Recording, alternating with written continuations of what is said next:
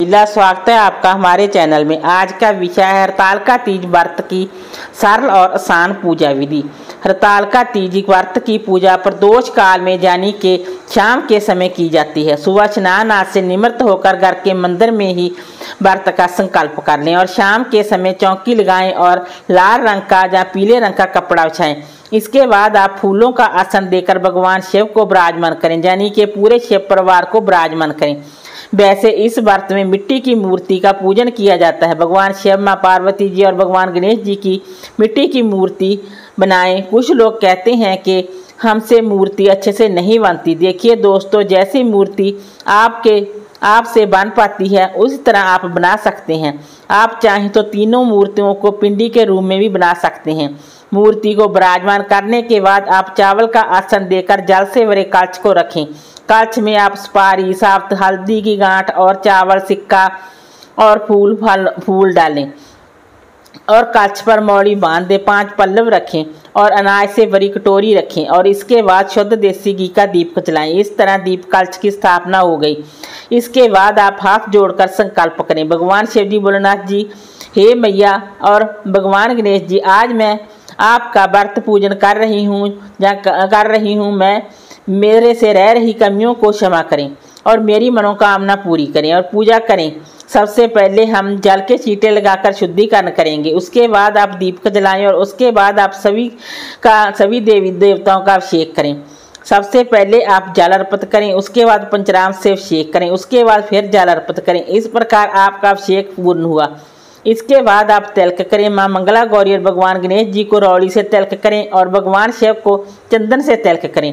उसके बाद आप चावल अर्पित करें, उसके बाद आप फूल अर्पित करें, उसके बाद आप भगवान शिव और भगवान गणेश जी को जनेऊ समर्पित करें और माँ मंगला गौरी को चुनरी अर्पित करें। इसके बाद माँ मंगला गौरी को सुहाग का सामान अर्पित करें। उसके बाद आप शिव प्रिय वस्तुएं अर्पित करें, बेलपत्र, बांग, धतूरा। इसके बाद आप भोग समर्पित करें, आटे की पूरी, पुए अर्पित करें। इसके बाद आप फल अर्पित करें। उसके बाद आप भीगे हुए चने अर्पित करें, फिर दक्षिणा अर्पित करें। उसके बाद आप माँ मंगला गौरी का श्रृंगार करें। जो आपकी शादी का सिंदूरा है उससे माँ मंगला गौरी को सिंदूर लगाएं।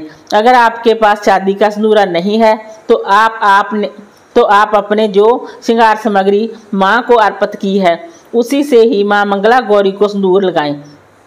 जब आप माँ मंगला गौरी को सिंदूर अर्पित करें तो याद रखें कि कितनी बार आपने मैया को सिंदूर अर्पित किया है उतनी बार आपने सुहाग लेना है और मैया से प्रार्थना करें कि मैया, जैसे आपका अखंड सुहाग है वैसे ही हमें भी अखंड सुहाग का वरदान दें। उसके बाद आप कथा सुने। उसके बाद आप कपूर जलाकर हवन करें। अगर आपके पास हवन सामग्री है तो ठीक है, नहीं तो आप उससे ही हवन करें जो आपने भोग प्रसाद बनाया है उसे समर्पित करके। उसके बाद आप बहना निकालें, सूट साड़ी। उसके बाद आप आरती करें। उसके बाद आप क्षमा याचना करें। उसके बाद आप अपनी मनोकामना पूरी करने की भगवान से प्रार्थना करें और आप थोड़ा सा जल लेकर चौकी के ऊपर से गवाएं। इसके बाद आप माँ मंगला गौरी से सुहाग लें। अपनी साड़ी या चुनरी के पल्लू को माँ के सिंदूर से स्पर्श कर अपने माँ में लगाएं। जितनी बार आपने मैया को सिंदूर अर्पित किया है उतनी बार आपको सुहाग लेना है। इस प्रकार हरतालिका तीज व्रत की पूजा संपूर्ण हुई। जो आपने चौकी पर जल रखा हुआ है उसे आप रात को चांद को अर्घ दें।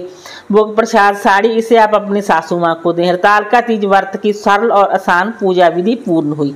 वीडियो अच्छा लगा हो तो लाइक कीजिए, शेयर कीजिए, सब्सक्राइब कीजिए। Thanks for watching this video.